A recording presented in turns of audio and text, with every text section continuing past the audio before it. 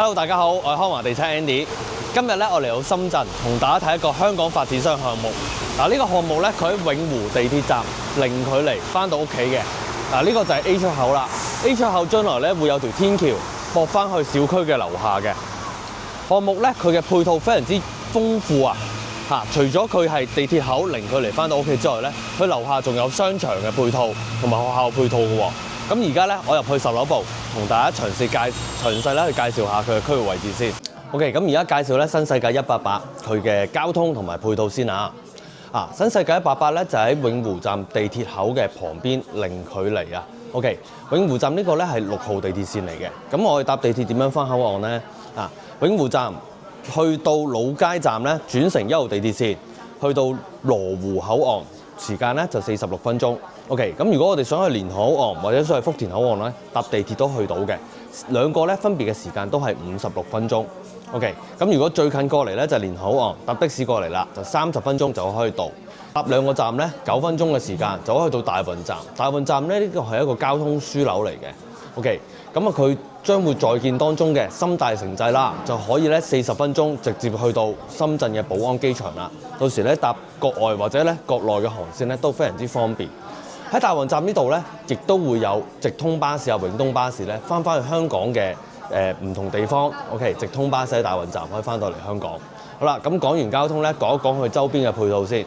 我哋新世界188咧，佢樓下有20萬平方嘅商業項目。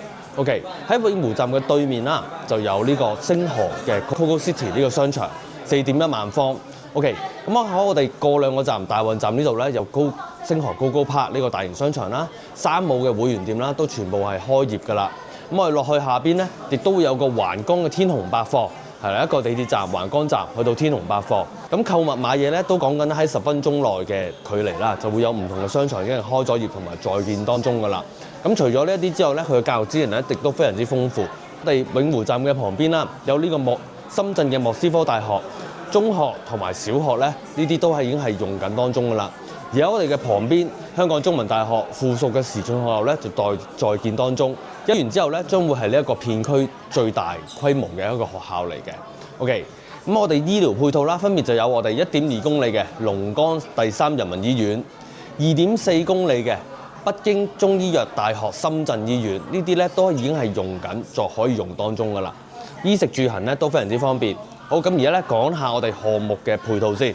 OK， 咁而家入到10樓部咧，同大家介紹下項目佢嘅配套先。我哋見到咧呢個地鐵嘅標誌咧就係永湖站啦。A 出口就係呢個位置。咁將來咧佢會有個風雨連廊駁通翻去整個項目嘅。項目咧總共咧有6個地塊。OK， 最靠近地鐵站嘅呢個咧就係1號地塊。1號地塊咧下面佢有4層嘅商場啦，樓上面咧有3個嘅寫字樓。OK。跟住咧，旁邊咧就係佢2號地塊啦。2號地塊下面都係商場嚟嘅喎，上面咧就係一啲回遷房，下邊咧就有4層嘅商場。OK， 跟住旁邊一個1號地塊旁邊咧就係3號地塊啦。3號地塊下邊有5層嘅商場，上面咧就係一啲保障房嚟嘅。OK， 跟住後邊咧4號、5號、6號咧就係純住宅嘅。OK， 咁而家咧賣咧就賣緊有模型呢一個嘅5號地塊啦。3棟樓分別係3棟1單元、3棟2單元、3棟3單元同埋3棟4單元。而家首推咧就係3棟嘅2單元，總層高咧就係49層，3梯7戶嘅。OK， 嗱我哋睇翻1、2、3號地塊啊，佢分別咧會有3層、4層高嘅商場，咁佢總共嘅面積咧就會有20萬個平方。20萬個平方係咩概念咧？就係咧2個圓方咁大。200萬尺嘅商業部分 ，OK， 裏面咧衣食住行、戲院啊、買嘢咧一應俱全，已經係可以照顧到㗎啦。同埋大家睇下模型呢度咧會見到，佢每一個地塊中間咧佢有一啲透明嘅風雨連廊啊，有天橋啊 ，OK， 去駁通晒所有嘅地塊嘅，係啦。1號地塊有條天橋過去2號啦。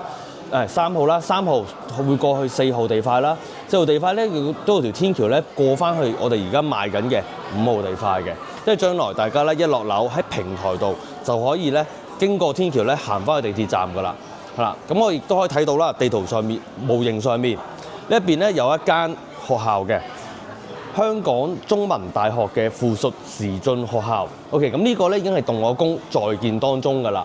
咁而我哋5號地塊樓下咧，亦都有個幼稚園係18班嘅。OK， 咁呢個係公立嘅。咁對面有個36班嘅9年一貫學校，呢個係規劃當中嘅。後期咧，佢小區起完之後，入住人口多咧，政府就會起呢一個學校噶啦。OK， 咁我哋而家咧睇下在售當中嘅5號地塊先。OK， 嗱我哋而家咧睇下5號地塊啊。5號地塊咧，小區嘅主入口咧喺呢個位置。嗱，整個5號地塊咧，1樓同埋2樓咧都冇住宅嘅，係一啲公共嘅配套。係啦 ，OK， 咁我上到嚟2樓咧，會有一個空中花園，包括咗一啲戶外嘅球場啦，係啦，喺每一棟樓下，佢咧有個特高嘅架空層，咁佢會有啲唔同嘅設施喺度，係啦，包括係一啲戶外嘅健身嘅器材啦，係一啲小朋友玩嘅地方。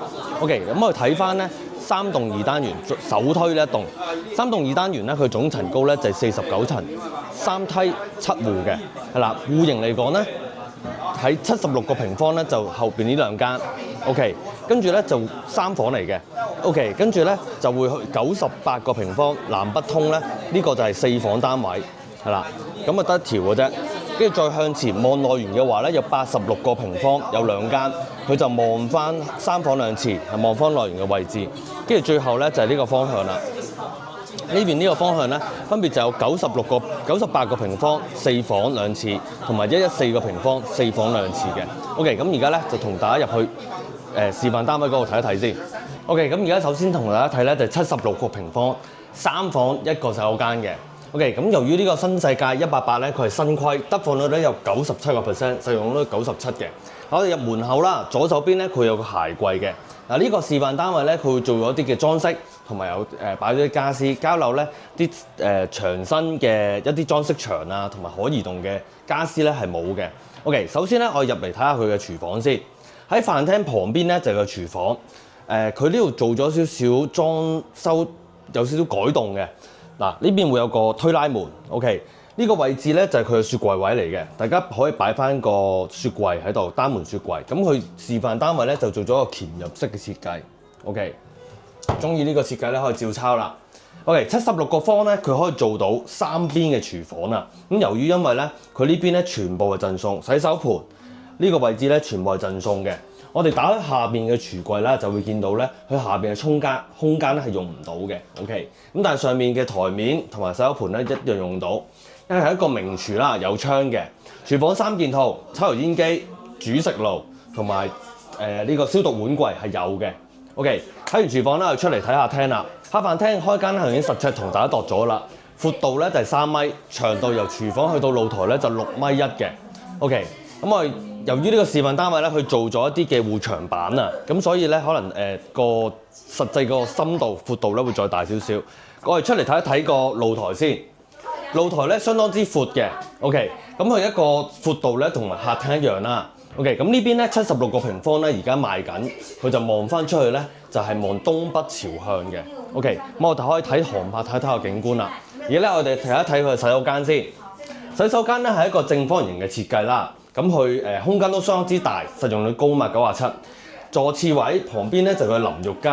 嗱，淋浴間咧我入到去咧，空間咧非常之夠嘅。雖然我身材比較瘦削啲，但係咧空間咧都好夠。而旁邊咧佢會有一個可推出去嘅窗。呢個位置咧其實係一個裝置平台嚟嘅，全贈送。OK， 咁大家咧可以喺度擺啲雜物可以擺喺度。OK， 屬於自己嘅。好，咁我哋睇完個洗手間啦，我哋睇一睇啲睡房先。第一間嘅睡房 ，OK， 喺個洗手間嘅斜對面啦。交樓嘅時候咧，呢個係一個實體牆嚟嘅，呢個係一個門口 ，OK。咁我入到嚟見到啦，佢咧會有一個全贈送嘅窗台。呢個全贈送嘅窗台咧，佢嘅位置，佢個長度計埋護牆板咧就1.9米，咁你唔計護牆板已經有2米，可以足夠咧擺到床㗎啦。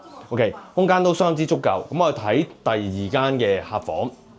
呢間咧屬於一個兒童房，咁啊兩邊嘅呢邊咧佢會有個窗台喺度，係啦，一邊佢有窗台，咁大家咧可以利用埋個窗台去擺一啲嘅書台啊咁樣，另外一邊咧就擺床，旁邊咧可以做翻個衣櫃 ，OK。咁我睇第3間房，呢間咧亦都係個主人房，主人房咧佢就擺咗張米半嘅雙人床，跟住咧做個3邊落床，旁邊咧就擺咗個衣櫃，可以做個衣櫃嘅。76個平方3房呢個單位啦，總價咧就係240萬至到265萬，20樓樓下248萬咧任揀 OK， 咁佢首期咧就係36萬，月供就8700蚊。OK， 跟住睇咧就係98個平方，4房2廳2衛，呢個咧亦都係南北通嘅戶型嚟嘅。OK， 嗱我哋首先入門口啦，咁入門口嘅左手邊咧就係佢第一間嘅客房啦。OK， 交樓嘅時候咧呢度會有幅實心牆嘅，門口喺呢個位置開。OK， 亦都咧呢個都係一個實心牆嚟嘅，咁大家咧就可以根據呢個長條形嘅一個睡房咧去設計啦。咁佢旁邊咧呢個咧就係佢嘅廚房，廚房位咧都做咗個改動嘅，佢變咗一個半開放式。OK， 係點樣嘅咧？嗱呢邊咧佢會有一個實心牆，然後旁邊咧呢個位置咧就係一個推拉門。OK， 呢邊咧佢會擺翻個雪櫃位 ，L 型嘅一個設計係啦。咁佢下邊咧呢一度都係一個全贈送嘅空間嚟嘅。相當之闊落，咁一個明窗啦，廚房3件套，上面咧呢度有個抽油煙機㗎，OK， 抽油煙機、煮食爐，下邊嘅洗碗櫃咧都係有嘅 ，OK， 咁大家如果中意呢個設計嘅話咧，可以參考翻，其實佢改咗作為一個開放式嘅廚房咧，個效果都相當之唔錯。OK， 同大家報一報個開間先，嗱由廚房呢幅牆去到對面飯廳嘅開間咧係2米半嘅。客廳咧會再長啲，因為咧佢做咗護牆板啊。我頭先實尺度出嚟咧就3.2米。OK， 咁我睇一睇兩邊南北通先。OK， 嗱佢嘅露台咧就用雙層隔音玻璃嘅。喺飯廳嘅旁邊啦，呢一個露台咧大家可以擺翻個洗衣機，跟住咧喺呢度晾衫，咁空間咧都相當之唔錯。因為睇一睇主露台啦，主露台就喺個客廳旁邊。咁咧會更加闊，亦都咧可以咧喺度擺一啲台啦，然之後咧喺度飲下茶咁樣嘅。咁我哋睇下另外嗰3間房同埋客廁先。喺客飯廳嘅中間啦，有條過道，旁邊就係佢第2間嘅客房啦。客房亦都呢間客房咧，亦都利用埋個窗台擺咗上去，下邊呢個窗台嚟嘅，全贈送嘅一個窗台嘅位置。跟住咧擺完個床之後咧，旁邊有好大空間做翻張書台，亦都咧預留一個衣櫃位置俾大家。跟住睇第3間嘅客房啦，第3間客房咧相對嚟講就冇頭先嗰間咁闊落啦，佢個長度咧短咗過嚟，咁但係咧利用埋個窗台嘅話咧，空間都相當之足夠。OK，98個平方咧，呢邊係有97% 嘅實用率㗎。OK， 咁我睇下佢嘅客廁先，客廁咧佢以一個長條形嘅設計，交樓咧就唔係呢個顏色。OK， 實體樓咧佢會做咗個交樓標準嘅，咁我睇一睇。我入到嚟咧，見到佢個淋浴區呢個位置咧，空間都足夠嘅。咁旁邊咧，佢都呢個窗台位咧，都係全贈送嘅空間，大家可以好似佢咁鋪翻啲磚啊，或者係做一啲坐墊啊，坐喺度咁樣。OK， 咁最後咧就睇主人套房啦。呢個98方嘅主人套房咧，相當之大。OK， 入到嚟我哋見到咧，佢擺咗張1.8米嘅床，1.8米嘅床，雙人床咧，做一個3邊落床。咁佢咧，即使咧唔利用埋個窗台嘅話咧，都有好多嘅活動空間。旁邊預留一個衣櫃位置啦，亦都做咗個梳妝台。最後就睇佢嘅主人套房嘅洗手間啦，亦都係一個名次嘅設計嚟嘅。呢度有窗，淋浴區係啦，一個半正都好闊喎，係啦，入到去嘅空間好夠。98平方南北通呢個4房單位咧，總價就係328萬至到358萬，20樓樓下咧就係338萬任揀嘅。咁佢首期咧就係49萬，月供咧就係11900蚊。OK， 跟住我哋係咧就係114個平方4房2廳2個洗手間，直廳咧嘅設計嘅。OK， 我入門口咧右手邊呢度咧會有一排嘅鞋櫃位。OK， 左手邊咧就係佢嘅飯廳啦。旁邊咧就係個廚房，首先睇一睇個廚房啦。廚房咧佢都做咗一個 U 型嘅設計，咁交樓啦一樣都會有個抽油煙機、煮食爐、洗碗機。咁廚房咧所有戶型咧都會有涼霸嘅 ，OK 有涼霸喺上面。咁示範單位咧呢度就顯示唔到出嚟。114呢個咧你就可以咧擺個雙門雪櫃啦 ，OK。咁佢空間咧都好足夠，亦都係一個明窗嘅明廚嘅設計 ，OK。咁佢咧就擺咗張6人嘅餐台喺度。係啦，或者擺一張細圓台咧都足夠嘅。頭先咧實尺同大家度咗㗎啦，佢有護牆板嘅情況之下咧，就3.5米 ，OK， 3.5米嘅開間。咁呢度咧可以呢個闊度咧，你可以擺個75寸啊、100寸電視咧都足夠嘅。OK， 咁我出嚟咧睇一睇佢嘅露台位先。露台嘅闊度咧同埋客廳係一樣嘅。咁佢嘅開間咧呢度就大約係1.4米左右。OK， 咁我哋睇完露台咧，我哋睇一睇佢嘅洗手間啦。客飯廳中間啦，會有條過道，過道旁邊咧，右手邊咧就係佢第一間嘅客房，第一間嘅睡房。OK， 咁佢睡房呢個位啦，一樣咧都係利用埋個窗台嘅。咁新規呢邊咧，其實佢窗台個深度咧係非常之大嘅。佢呢度咧足足咧有1米嘅深度啊，個窗台，但係全身中嘅呢個面積係全身中，唔計大家錢嘅。OK。咁我哋睇一睇佢嘅洗手間啦。洗手間咧客廁，我哋入嚟啦，見到呢啲顏色咧，膠樓唔係呢隻嘅，係啦 ，OK。咁啊有鏡櫃、洗手盤、坐廁，一個普通嘅坐廁啦。咁啊入邊咧一個淋浴區，淋浴區旁邊咧佢有個門啊，膠樓都係有嘅，一個磨砂門 ，OK。磨砂門出去之後咧就會有一個洗衫嘅位置啦。係啦，呢度可以擺個洗衣機啊、洗手盤啊咁樣。咁呢個位置咧係全陣送嘅空間嚟嘅，連通廚房。OK， 好，咁我哋咧睇一睇佢第二間嘅客房。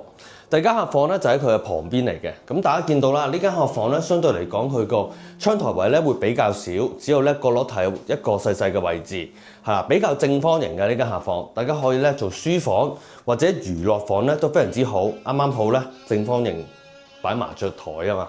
OK， 睇第三間嘅客房啦。第三間嘅客房咧，呢間房相對嚟講會再大啲啦。擺咗張米8嘅床，擺咗張米8嘅床之後咧，做個3邊落床。旁邊咧呢個位置可以做翻個衣櫃。OK， 咁我哋睇最後嘅主人套房。咁啊，主人套房入到去最後咧，佢就會喺個門口旁邊啦，預留一個衣櫃位置啦。大家可以喺度做衣櫃。係啦，旁邊咧就係佢嘅洗手間。亦都係一個名廁嚟嘅。主人房嘅洗手間咧，佢交樓個座廁個位置咧，佢會個面板係一個智能面板嚟嘅。主人房嘅洗手間就會有。OK， 淋浴區一個明窗係啦。咁我再行入去啦，擺咗張米8嘅床啦，跟住咧就3邊落床，一個大嘅通風嘅窗。OK， 114平方東南朝向嘅呢個4房單位啊。總價咧就係370萬至400萬，首期咧就係56萬，月供咧就係13400蚊。睇完示範單位啦，咁而家咧同大家做總結先啊。新世界188呢個發展商咧，我諗大家都好熟啦，香港嘅發展商。OK， 佢會將香港嘅 K11直接咧複刻咗喺深圳呢一度嘅。OK， 咁而佢嘅位置同埋交通咧都非常之好。頭先講嘅位置先啦，就喺永湖地鐵站零距離有天橋咧，駁翻去小區嘅樓下。嗱，翻去口岸嘅話咧，都係講緊30分鐘嘅時間。咁除咗翻去口岸之外，大家將來出行要搭飛機咧，去到大運站2個站去到大運站，40分鐘咧就可以去到機場啦。OK， 呢個係一個快線嚟嘅嚇。咁啊除咗呢一啲之外，佢嘅周邊嘅配套咧非常之成熟，包括咗商場啦，自帶一個200萬尺嘅商場，對面嘅 Coco City、大運站嘅Coco Park、天龍商場，呢啲全部都係會有嘅。教育資源4大名校啊，香港嘅附屬大學、深圳嘅時進學校有啦，莫斯科嘅大學有啦呢邊，所以咧喺呢一邊咧，你無論你住又好，將來小朋友要讀書又好咧，其實佢落樓下已經可以滿足到大家啦。佢嘅價錢咧亦都係非常之吸引。OK， 喺呢個片區嚟講，3房你要買一個純住宅嘅話咧，300萬樓上嘅。OK， 咁而佢因為佢新規啦，所以實用度非常之高。76方咧，佢做到個3房俾你，賣緊咧都係賣緊240萬至到265萬嘅啫。呢個價錢比周邊嘅3房咧足足平咗50-60萬嘅。所以咧3房76啊，我預計其實佢開盤咧將會係最快賣晒嘅。跟住第二個賣得最快咧就係98平方呢個4房單位啦。因為首先佢南北通啦，戶型咧相當之靚，景觀非常之開揚，價錢就賣緊328萬去到358萬呢個價錢，係比周邊嘅普通直廳戶型嚟講咧都買唔到嘅呢個價錢。OK， 咁最大咧佢就有個114嘅直廳啦。4房單位，呢個望翻東南朝向，望翻梧桐山嘅山景嘅。咁咧在售當中準備賣嘅就係3棟2單元呢4個戶型啦。OK， 咁如果想嚟實地睇樓啊，或者想攞更加多呢個項目嘅資料咧，歡迎 WhatsApp 熒光幕上面嘅電話，亦都可以嚟到我哋香港展銷廳荃灣南豐中心嘅，同我哋成交嘅話咧，我會送翻3年嘅物業管理費或者咧折現俾大家。今集嘅內容咧就去到呢一度啦，下次再見，拜拜。